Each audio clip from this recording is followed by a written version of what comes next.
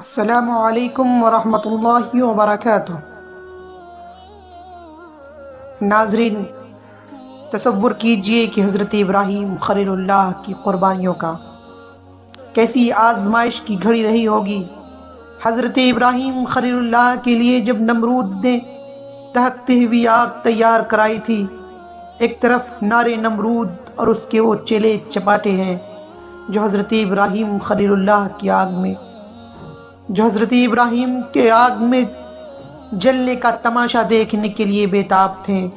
دوسری طرف حضرت ابراہیم خلیل اللہ کا عشق حقیقی تھا جو بار بار آگ میں کودنے کے لیے کچوکے لگا رہا تھا۔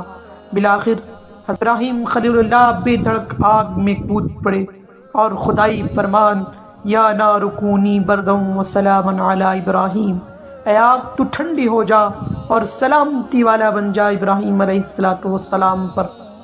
اس حکم کے آگے آگ کچھ نہ کر سکی اور دنیا نے دیکھا کہ آتش نمرود میں عشق حقیقی کس طرح پروان چڑھا۔ سچ ہے کہ آج بھی ہو جو ابراہیم سائمہ پیدا، آگ کر سکتی ہے اندازے گلستہ پیدا۔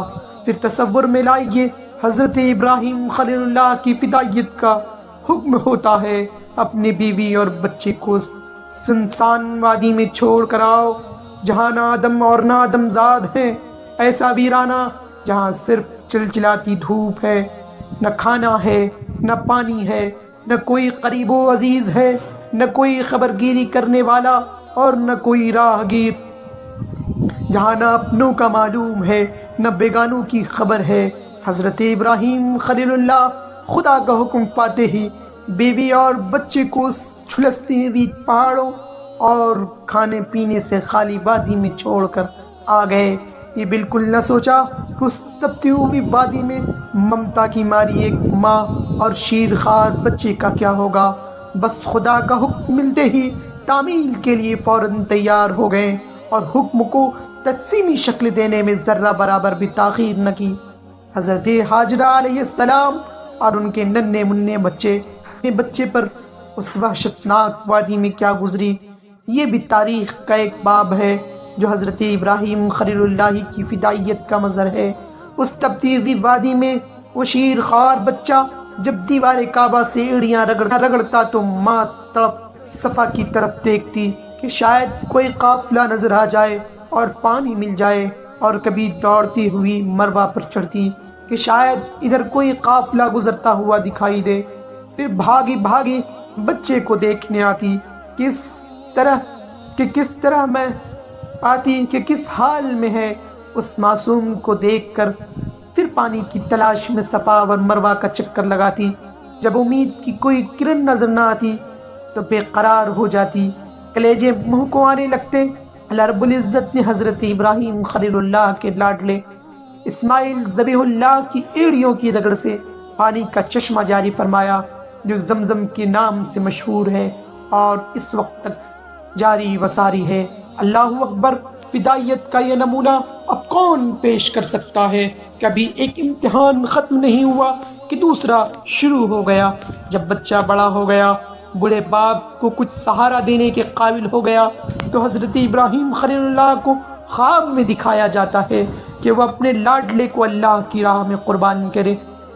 چونکہ انبیاء علیہ السلام کا خواب بھی وحی کے درجے میں ہوتا ہے، اس لیے صبح اٹھتے ہی اس خواب کا تذکرہ اپنے بیٹے سے کرتے ہیں۔ اس موقع پر حضرت ابراہیم خلیل اللہ کوئی ہچکچاہٹ نہیں ہوتی ہے اور نہیں کوئی قلق ہوتا ہے، کیونکہ ان کا قلب حب خدا سے سرشار تھا۔ بطور امتحان بیٹے سے سوال کرتے ہیں، تمہاری رائے کیا ہے اس بارے میں؟ یہاں کسی شخص کے دل میں یہ خلجان پیدا ہو سکتا ہے کہ حضرت ابراہیم خلیل اللہ کا خدائی حکم کی تعمیل کرنا بیٹے کی اتباعی جواب پر منحصر تھا۔ ارے ایسی کوئی بات نہیں، بلکہ ان سے صلاح و مشورے میں بہت ساری اسرار و حکم پنہاں ہیں۔ خداوندی کا جذبہ کس حد تک ہے، یہ بات کھل کر سامنے آ جائے اور ان کے حوصلے کو بھی پرکھنا اور جانچنا مقصود تھا۔ قرآن کریم نے اس پورے واقعے کو کچھ اس انداز سے بیان کیا ہے، فَلَمَّا بَلَغَ مَعَهُ السَّعْيَ قَالَ يَا بُنَيَّ إِنِّي أَرَىٰ فِي الْمَنَامِ انی اذبحک انظر ماذا تری۔ جب وہ لڑکا ایسی عمر کو پہنچا کہ ابراہیم خلیل اللہ کے ساتھ چلنے پھرنے لگا تو ابراہیم علیہ السلام نے فرمایا برخوردار میں دیکھ رہا ہوں کہ تم کو بحکم خدا ذبح کر رہا ہوں، سو تم بھی سوچ لو تمہاری کیا رائے ہے۔ وہ بولے ابا جان آپ کو بھی جو حکم ہوا ہے آپ کر گزریے، انشاءاللہ آپ مجھے صبر کرنے والوں میں سے دیکھیں گے۔ یہ امتحان کس قدر سخت تھا اس کی طرف قرآن نے خود اشارہ کیا ہے۔ فلما بلغ معه السعی سے اشارہ فرما دیا کہ ارمانوں سے مانگے ہوئے اس بیٹے کو قربان کرنے کا حکم اس وقت دیا گیا جب یہ بیٹا اپنے باپ کے ساتھ چلنے پھرنے کے لائق ہو گیا تھا۔ پرورش کی مشقتیں برداشت کرنے کے بعد اب وقت آیا تھا کہ وہ قوت بازو بن کر باپ کا سہارا ثابت ہو۔ مفسرین لکھتے ہیں کہ اس وقت حضرت اسماعیل ذبیح اللہ کی عمر 13 سال تھی۔ بعض مفسرین لکھتے ہیں کہ وہ بالغ ہو چکے تھے۔ اس نقطے کی طرف بھی اشارہ کر دوں کہ یوں تو ذبح کرنے کا یہ حکم براہ راست کسی فرشتے وغیرہ کے ذریعے بھی نازل کیا جا سکتا تھا، لیکن خواب میں دکھلانے کے بظاہر حکمت یہ تھی کہ حضرت ابراہیم علیہ السلام کی اطاعت شیاری اپنے کمال کے ساتھ ظاہر ہو۔ خواب کے ذریعے دیے ہوئے حکم